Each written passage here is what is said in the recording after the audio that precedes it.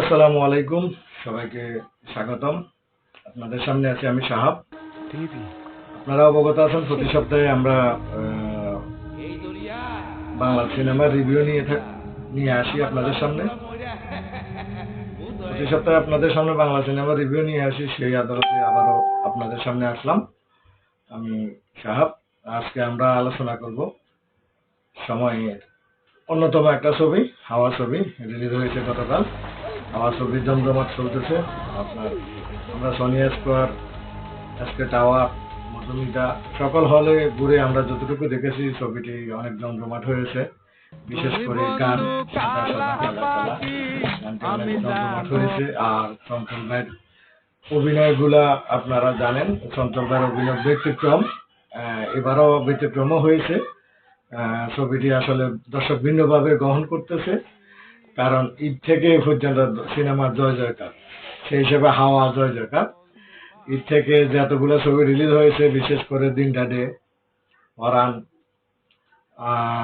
তারপরে এখন সাইকো ছিল, সাইকো আলোচনা একটু কম ছিল, এখন আসছে হাওয়া। হাওয়াটা বিশেষ করে অতিরিক্ত আলোচনা আসছে। হাওয়াটা বিশেষ করে নদীর ভিতরে একটা ট্রলারের ভিতরে পুরা ছবি শুটিং হয়েছে। ওখানে সাদা সাদা কালা কালা গানটি অনেক হিট হয়েছে, যে গানটা দর্শককে হলে টানছেন। ইভেন আপনাদের যেটা আরো আছে, যেমন আমাদের শরীফুল রাজ দুর্দান্ত অভিনয় করেছেন, যে নায়িকা সে ভালো অভিনয় করেছেন, টুসি নাম, নাদিবা টুসি। তো সবকিছু মিলিয়ে মানে আপনার সিনেমার একটা জয় জয়কার। ইতিমধ্যে আমাদের দর্শক প্রিয় মালেক আফসারি স্যার বলেও ফেলেছেন যে আসলে সিনেমার দিন ঘুরে এসেছেন, এবং কি লাকি ম্যান হচ্ছে অনন্ত জলিল। অনন্ত জলিলের ছবি যখনই রিলিজ হয় তখনই সিনেমা হল খোলা হয়, সিনেমা হল চালু হয়, এবং কি সিনেমা হলের মাধ্যমে আমরা ভালো কিছু বিনোদন পাই। যেমন দিনটা ডে আমি দুবার দেখেছি, পরান একবার দেখেছি, সাইকো একবার দেখেছি, এবং আমার এখন হচ্ছে হাওয়া। হাওয়া আমার দেখা হয়ে গেছে গতকালকে মধুমিতা হলে। তো যেসব সাগরের শটগুলা অনেক ভালো লাগছে, যেমন আপনার বিভিন্ন অভিনয় ক্যাটাগরি, চঞ্চল ভাই পারফেক্ট 100 গুণ অভিনয় করেন। আগেও আয়নাবাদী করেছেন, মনপুরা করেছেন, তারপর দেবী করেছেন। আসলে ভিন্ন মাত্রার ছবিগুলো হয়। তো আমরা সবকিছু মিলিয়ে এটা বলতে পারি যে আমাদের বাংলা সিনেমার জয় জয়কার অবস্থা।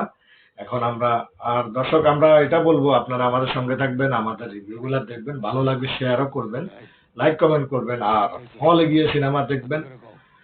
যদিও এই মুহূর্তে ভালো সিনেমা হলেরও সংকট হয়ে গেছে, যেহেতু সিনেমা রিলিজ হয়েছে কয়েকটা ভালো সিনেমা, সেক্ষেত্রে আমাদের ভালো হলের সংকট হয়ে গেছে ইতিমধ্যে আমরা জানি, কারণ টিকিট পাচ্ছে না।